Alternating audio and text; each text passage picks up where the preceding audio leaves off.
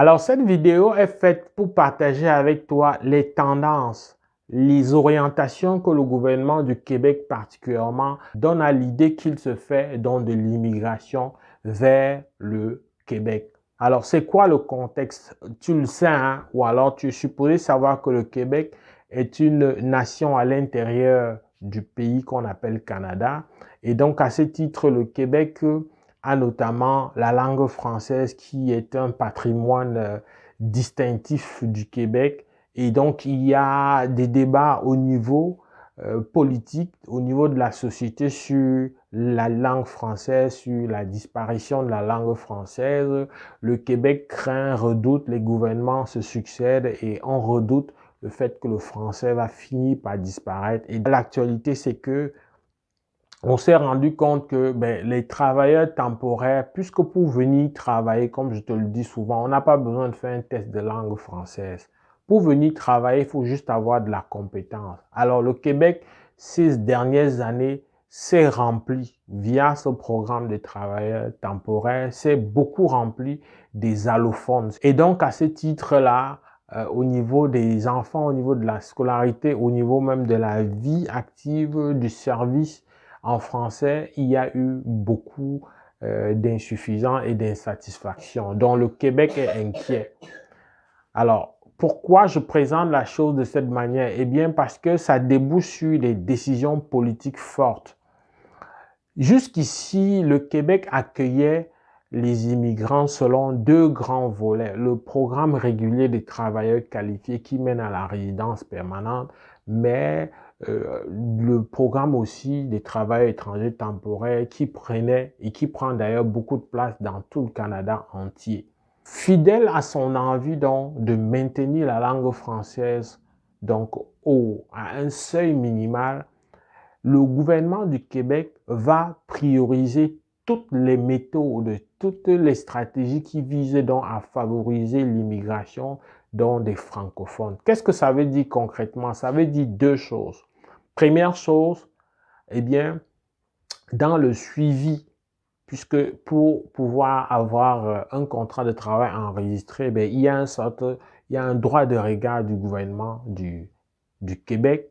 Et donc, dans ce suivi-là, le gouvernement du Québec va être plus regardant sur les profils. Qui sera le principal bénéficiaire? Ce sera les pays francophones.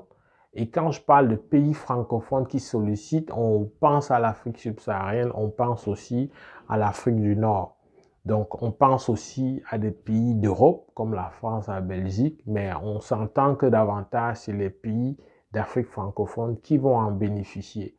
Mieux encore, pour être beaucoup plus concret et plus rapide dans leur politique, le programme régulier de travailleurs qualifiés va connaître une accélération dans l'année 2023 qui arrive. Cette accélération-là, je le vis déjà avec plusieurs candidats que j'ai eu le plaisir d'accompagner et qui sont sur déjà la dernière étape pour certains de la demande de visa, pour d'autres qui sont en attente de leur CSQ, mais il y aura une accélération dans cet autre volet-là, parce que ce volet sous-entend au moins deux choses. Ça sous-entend effectivement que tu as eu le minima dans le test de langue française, que tu as fait au moins un test de langue française où tu auras eu un minimum de B2, mais ça sous-entend aussi que tu as un minimum de baccalauréat africain.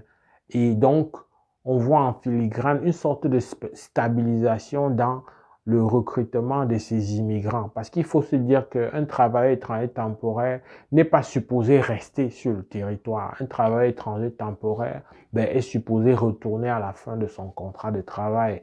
Par contre, un candidat qui vient via le programme régulier, c'est lui qui est résident permanent et puis il peut rester. Le gouvernement du Québec va prioriser dans les semaines, les mois à venir, c'est déjà d'ailleurs le cas, le temps est donné avec l'après-pandémie, va prioriser ces candidats-là de résidents permanents parce que ça offre une stabilité au niveau donc de ceux qui viennent, qui sont plus francophones et qui vont vraiment s'installer. Et le gouvernement va continuer aussi à accepter, bien sûr, le programme de travail étranger temporaire qui va rester un programme au-dessus des autres compte tenu de la rapidité des délais, compte tenu du fait que les délais sont beaucoup plus courts. Mais très clairement, on va vers une immigration d'un très grand nombre de francophones. Donc toi qui es francophone, qui m'écoute, si il t'arrivait d'être découragé et de penser que mais c'est très difficile dans un contexte où il y a des millions de candidatures pour les offres d'emploi